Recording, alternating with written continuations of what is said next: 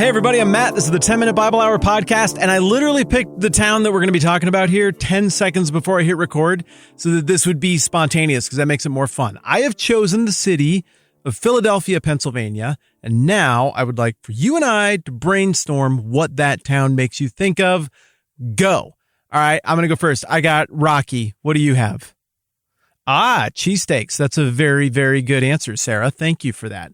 Okay, I'm going to go with Founding Fathers, colonial stuff, Revolutionary War stuff. What do you got? Oh, okay, that was excellent, Mike. You're going with modern liberalism. It's associated with kind of a left-leaning community. Yeah, I think you're absolutely right. That's great. Okay, I'm going to go next and go with throwing batteries at Santa Claus at Eagles games and having incredibly unruly fans who are very hard on their own team. All right, Sandy, you're up. Ooh, very good. You went with City of Brotherly Love, like the old school meaning of the name. And is that a little bit ironic based on what I just said? Maybe so, but maybe there's something about the history of the place that lends itself toward that. Maybe somebody else said the Liberty Bell. The point is this: Philadelphia means a ton of different things.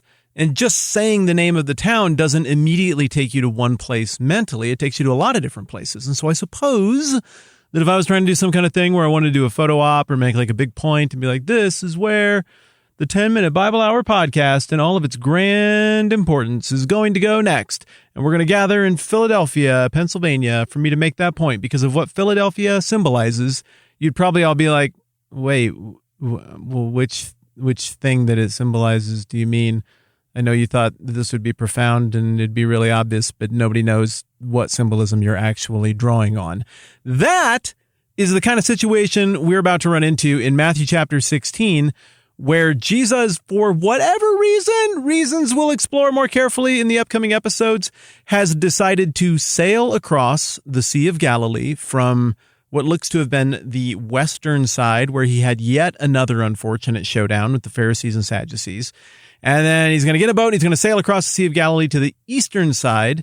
And along the way, he has the exchange with the nervous disciples about bread and whether they forgot to pack bread or what yeast Jesus actually means. He, of course, is like, no, I didn't mean sandwiches. You guys are fine. I meant watch out for the yeast of the Pharisees and the Sadducees and its infectious, transmissionable nature.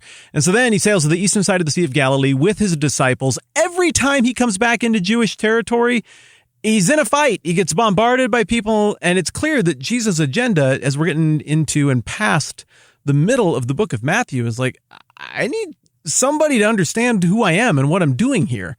I need somebody to be able to answer the question, who am I? And to be able to pick up the banner of this whole kingdom thing and move forward with it, because Jesus has already made it clear twice, referencing this sign of Jonah, that he's going to die. It sure looks like that's what he's hinting at, and those hints are going to become a lot more overt very soon. So we cross back out of Jewish territory and over to the eastern side of the Sea of Galilee because this is just why we can't have nice things. We can't hang out in Jewish territory because there's always going to be a fight, and that's not a negative reflection on Jewish people as humans. Good heavens, no. It's just a reflection of the social reality of the moment that we're reading about here in Matthew chapter 16. So we're going to pick it up in verse 13 where it says, when Jesus came to the region of Caesarea Philippi, he asked his disciples, who do people say the Son of Man is? But before we can get into the trillion-dollar question of this entire book, the question that isn't just being asked of the disciples, but that is being asked of the original audience, that is being asked of the modern reader, that is being asked of you and me while we even have the conversation, whether we are coming at this with a predisposition toward belief or unbelief. Everybody's being asked the question. People are going to come to different conclusions.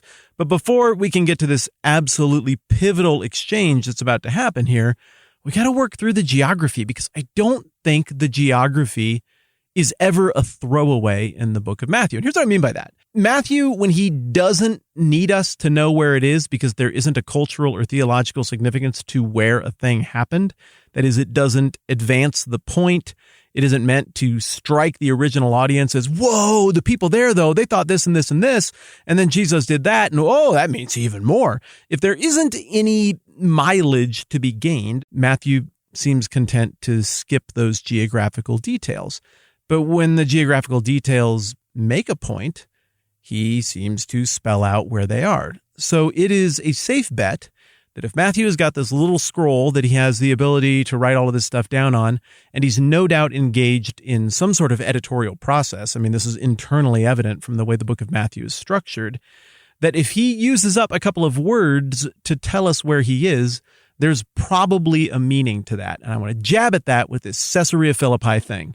So, Caesarea Philippi, what do we know? First of all, we got to disambiguate this thing from another Caesarea, and that is Caesarea Maritima, Caesarea on the coast. Both Caesarea Maritima and Caesarea Philippi were built up during the time of Herod the Great, and both of them were monuments to Rome, to Caesar. In this case, it would have been Caesar Augustus, the first emperor of Rome, the godson of Julius Caesar, who never was an emperor of Rome. This then is the same Caesar Augustus who called for the census that gets everything rolling at the beginning of Luke with the account of Jesus' birth.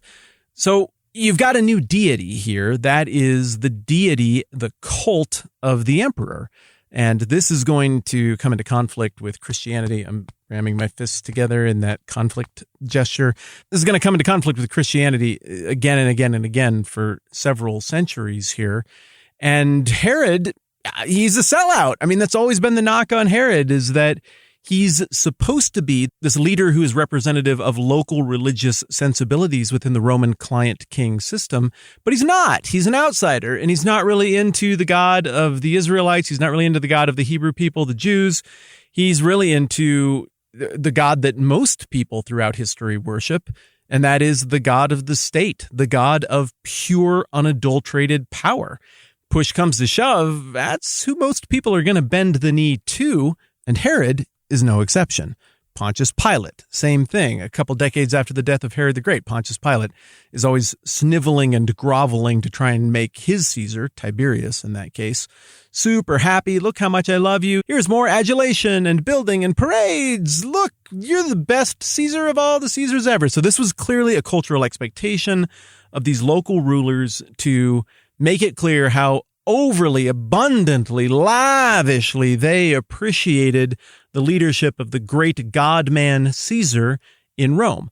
Well, Caesarea Maritima and Caesarea Philippi were both built to exalt the great God-man, the emperor of Rome. Now, Caesarea Maritima is very famous. You can still go there. It's a gigantic archaeological park. I've done some videos there.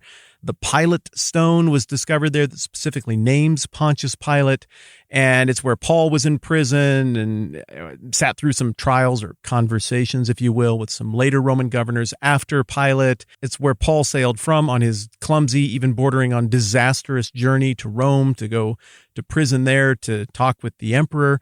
So that place is a big deal, but this is totally different. Caesarea Philippi is way up north of Galilee, 25-ish miles north and maybe just a little bit east of the Sea of Galilee.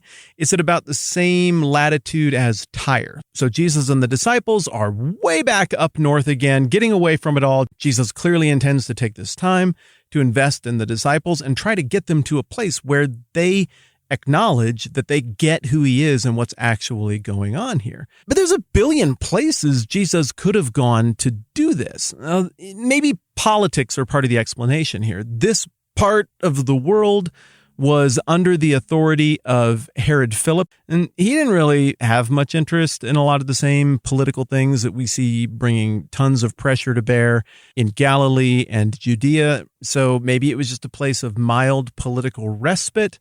Or maybe Jesus was trying to make some point because there were a billion different metaphors that Caesarea Philippi could come to represent. Now today, I believe still today, this area is referred to as Banias, B-A-N-I-A-S, which is derived, well, I think it's got to be connected, I guess I don't know this for sure, from the ancient Greek god Pan. The key geological feature of Caesarea Philippi is this cave called the Cave of Pan that predates all of this stuff. It goes back centuries and centuries before Jesus. And Josephus, the first century Jewish Roman historian, gives us a bajillion details about this place in his big books, The Antiquities and the Jewish Wars. And I kind of want to read all of it to you, but I mean, it's a lot. Apparently, there was this big white marble temple that was somehow built into or built around or framed the springs and this cave of Pan. And apparently it was meant to honor Caesar. But the larger point is that this place was somehow commemorative of the headwaters of the Jordan that give life to all of the tribes of Israel as it flows south into the Sea of Galilee and the Dead Sea. It's emblematic of the Hellenism of the past, that is the Greekification, and the Greek god Pan, who has mysterious origins, but is associated with playing the flute and getting hammered and sexy stuff and all of that. So I don't know what you exactly make of Pan, but he was lionized in this neck of the woods. It's also a place that was built up at great expense to honor the God-man, whoever was sitting on the throne in Rome as the emperor of Rome. So this place, like Philadelphia, you see what I did there? All the way back to the beginning. Like Philadelphia, is connected to a ton of different myths and metaphors and legends and stories, and it could symbolize so many different things. And so what I want to try to figure out when we get back together for our next conversation is which one of these things was Jesus trying to draw on by being here, or is he trying to draw on all of them, or is he trying to draw on none of them? And it just so happens that Matthew was like, oh, I remember I'd never been to Caesarea Philippi before, and oh, that place was neat. It had that cool white temple and the cave of Pan, and I see why everybody raves about it so much. It was really neat being up there. So just as a side note and a throwaway line, hey, we were in Caesarea Philippi. Anyway, here's this stuff that happens next. I'd like to sort through that as well as, well, moving into the answer to this gigantic question that Jesus asks, who do the people say the Son of Man is? As always, thank you for being willing to engage with me on all of this history, geography business. I wouldn't take our time on it if I didn't think it really helped to make more sense of the text and understand how the original audience understood it, how the original author intended it. And in this situation, this location would have conjured stuff in the brains of the original audience. So we got to think about it a little bit to see if it provides any framework to go along with what is the most profound theological moment in all of the book of Matthew to date that's coming up here in just a couple of verses. And on that note, we're going to call it quits for today. Thanks for hanging out with me. I'm Matt. This is the 10-Minute Bible Hour podcast. Let's do this again soon.